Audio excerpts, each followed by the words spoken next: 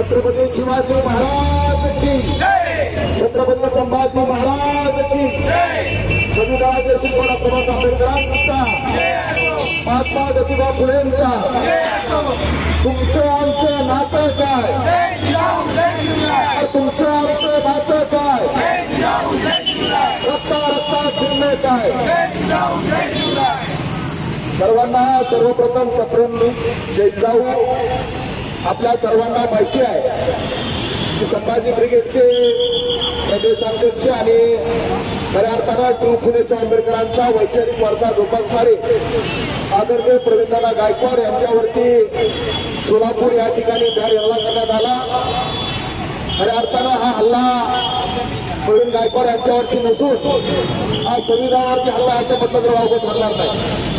कारण ज्या संविधानाच्या माध्यमातून या ठिकाणी आपण बोलतो किंवा राहतो वागतो तो संविधान बदलण्याचं एक षडयंत्र, एक जाती व्यवस्था, एक धर्मव्यवस्था दाखवण्याचा फरक आहे आणि त्याला अर्थ करणाऱ्या ज्या ज्या संघटना आहेत, ज्या ज्या संस्था आहेत त्यांना बोलण्याचं काम मागील 10 वर्षापासून सुरू आहे। आपण बघत असाल 2014 ते 2019 काळामध्ये ज्या ज्या महापुरुषांनी किंवा ज्या ज्या महामानवांनी खऱ्या अर्थानं समाज रचना, समाज विचार तळागाळामध्ये पोहोचवले, त्या पोहोचवणाऱ्या विचार पोहोचवणाऱ्या माणसांचा निर्भरपणे खून करण्यात आला।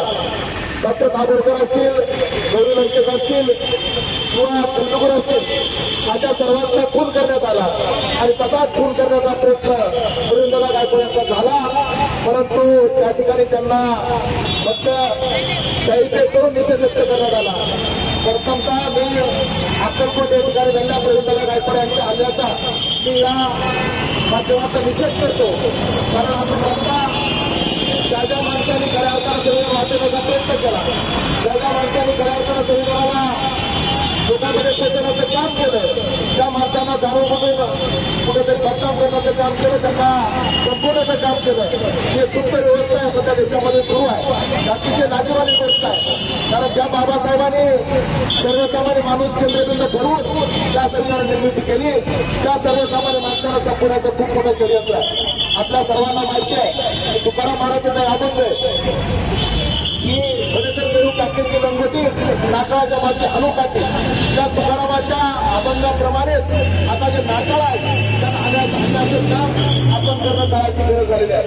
कारण आज आपण जर शांत बसलो तर येणाऱ्या भविष्याच्या पिढीला आपण उत्तर देऊ शकत नाही, कारण भविष्यातली पिढी उरणारच नाही।